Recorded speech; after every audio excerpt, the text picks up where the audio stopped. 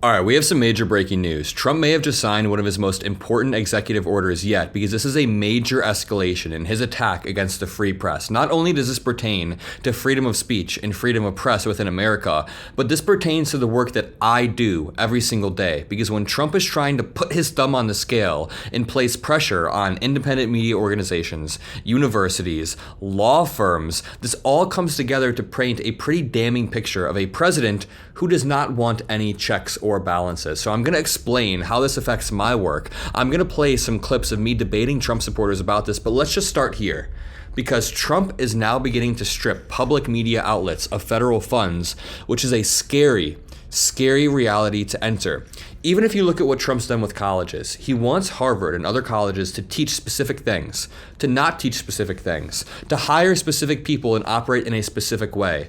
Could you imagine if we lived in a country where the President of the United States, in a top-down manner, was able to dictate what the media covered, how the media covered the current administration, what the media was able to talk about on a day-to-day basis?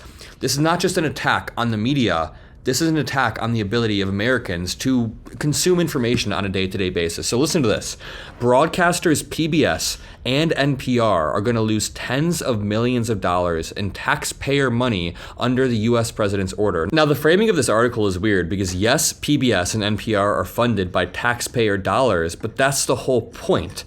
U.S. citizens pay taxes, and we have a social contract where PBS and NPR are able to feed us valid information. But U.S. President Trump does not want that. He moved to strip two major public media outlets of tens of millions of dollars. Check out me on Jubilee last week explaining why Trump is basically a fascist. Yeah. So can you see where we're coming from? Can you at least empathize? Imagine you were I can. Imagine you were a soy boy liberal for 1 second. Can you empathize with my point of view? I know it hurts. Empathize. When I see the President of the United States in an unprecedented way, putting his thumb on the scale, trying to attack universities, law firms, the media for sure. You can't deny he attacks the media. He sued multiple, like ABC recently? NPR. All of these different laws. He sued ABC, he sued NPR, and I didn't even mention the 60 Minutes lead producer. One of the lead producers at 60 Minutes recently resigned because he said the Trump admin is essentially placing pressure on them not to cover certain stories. When we lose the freedom of press, we lose what America is. Lawsuits. Does that not worry you that it's executive overreach? Can you see where we're coming from? For suing people? No, not just suing people, but using the executive branch to place pressure on universities and law firms and media. Do I see that as a problem? Not necessarily, no. Why not? Because I think if he's fighting for things that need to be done, then... What if we replace the word Trump with Biden? Yeah, if this was a liberal administration, you'd be like, this is horrible. Oh my God. Well, like I said, sometimes it can be good and sometimes it can be bad. Okay, so it's only good when it's people you agree with. Got it. Well, putting your thumb on the scale to influence the country is kind of what politicians and the president do. No, that's not the That's not how that works. Okay, so there exists something called checks and balances. Oftentimes, courts or law firms or all of these things exist as a check on the executive branch. What Trump is doing is intentionally eroding all of these checks by attacking the courts. Even Supreme Court Justice Alito had to come out recently and say, Trump, you got to stop calling to impeach judges. It's not the place of the president to call to impeach judges without due process. So we can go across the board with like courts, universities, everything, and Trump is always applying pressure in a way that he shouldn't be, not as the president, not going through Congress and passing some law. And I just want to know if you can empathize with my point of view there. I just think that he's doing the will of the American people, and I love to see it. Wow, what a politician answer. What a politician answer. You're like Vivek Ramaswamy, bro. Oh, don't compare me to him. Why? Honestly, it's Okay, fine, JD Vance. I think I like how he's like, don't compare me to Vivek Ramaswamy. I wonder what it is about Vivek Ramaswamy that he doesn't want to be compared to. But either way, everything I said there relates perfectly back to the executive order that Trump recently signed because he's stripping funds away from NPR, from PBS, from organizations that act as a check on the government. And they're also a part of the government branch as well. So it's honestly just bigger than NPR losing funding. It's not even specifically about NPR. It is, but it's not specifically about NPR. It's about the President of the United States using the federal government to withhold funds and withhold funds with the end goal of curtailing freedom of speech.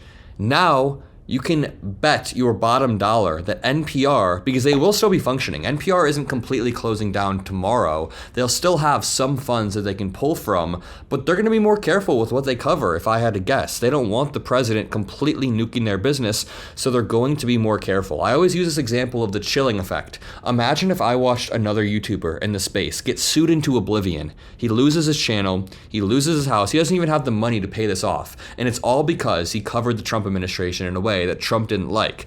I would see that and go, oh my God, they just got their whole life taken away. I have to be a little bit more careful. Now, of course, I would never actually do that. We do whatever the hell we want here. We are independent media, but that is the chilling effect. When Columbia bent the knee to the Trump admin's demands, other universities preemptively bent the knee and began to curtail how they hire and what they teach without Trump even having to ask, and that is authoritarianism. A lot of people make the mistake of thinking authoritarianism means CNN is going to get their door kicked down, and then guns are going to be held in the faces of CNN journalists. No, authoritarianism can be a very subtle way of stopping people from just having freedom of speech, from speaking their mind whatsoever. Let's read this article really quickly.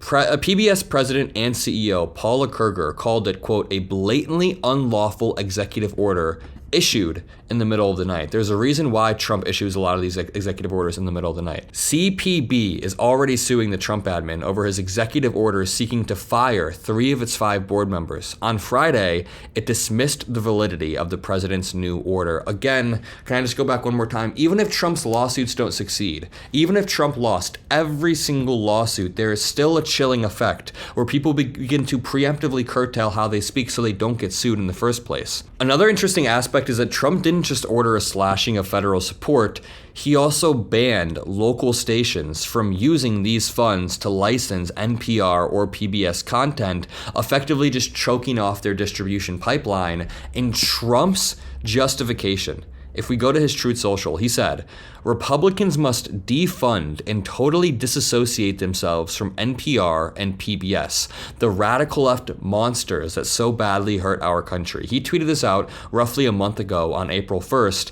And here we are. The President of the United States is stripping funding away from a program that he deems, quote unquote, radical left, just because they check his administration. They act as a check on his administration. As I said in this Jubilee debate, you can't erode every single check and then get mad when people say that you're kind of a fascist. So just to finish this off, this says Trump's war on woke finally hits NPR and PBS. President Trump on Thursday signed an executive order gutting NPR and PBS, calling it, quote, woke. Quote, unlike in 1967, when the CPB was established, today the media landscape is filled with abundant, diverse, and innovative news options. For sure, that's true. But then they say, government funding of news media in this environment is not only outdated and unnecessary, but corrosive to the appearance of journalistic independence. I totally disagree with that second part. Now, I agree with the first part, that there is a new, diverse, abundant field of journalism. That's what we're doing here. But I disagree that government-funded news sources are necessary. They are necessary for a lot of reasons. Think about it. Every other news organization in America runs off of a profit incentive, whether it's CNN or Fox News. They want to make as much profit as possible. So having media that is more educational, more in-depth, like PBS. I know that Republicans think PBS is some right-wing propaganda, but genuinely PBS is very, very educational. My producer sitting here grew up watching PBS throughout his entire life, and he has great civic literacy skills. He has an amazing understanding of the government. He's a huge liberal. Maybe if more people had access to PBS, there would be more liberals in this world. I'm going to leave it at that. All I'm going to end it off by saying is that there is one variable the Trump administration did not take into account when they were banning the media, attacking the universities, attacking law firms, and that was us. It sounds dramatic, but I swear to God, at a time when Trump is attacking the media and attacking every single check on him, having a platform like YouTube or whatever platform you're watching this on, Spotify, whatever the hell, pulling in hundreds of thousands of views, millions of views on a daily basis, holding Trump accountable. I personally think that is important, and I think it's the one variable Trump did not take into account. So if you want to help us grow this movement, make sure you drop a like. I get a lot of comments like this that say, hey Adam, I've been watching you for a while now, but I didn't realize that I never even subscribed. I am now. So make sure you scroll down, subscribe. I appreciate every single one of you at a time when, yeah, Trump is 100% trying to remove any sort of checks on him, and right now we are at check. We're going to keep pushing. Love you guys. Peace out.